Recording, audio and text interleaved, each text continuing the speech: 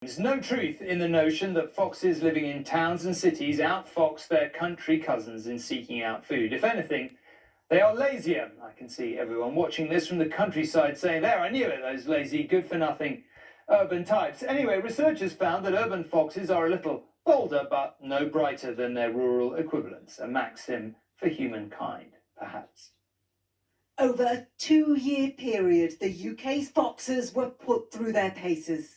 Fortnightly puzzles were set, and unbeknown to them, urban and rural foxes went head to head. Are we surprised by what you found?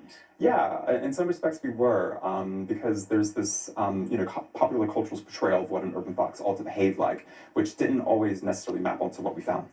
Dr. Blake Morton from the University of Hull led the research. His team studied foxes in 104 locations. In only 12 were the puzzles solved. Did you find a distinction between foxes in different areas?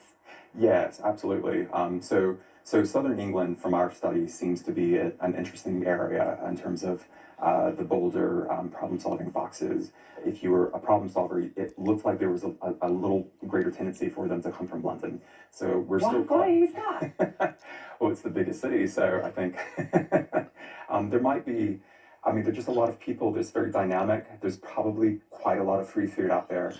Foxes are known for their ability to adapt to their environment.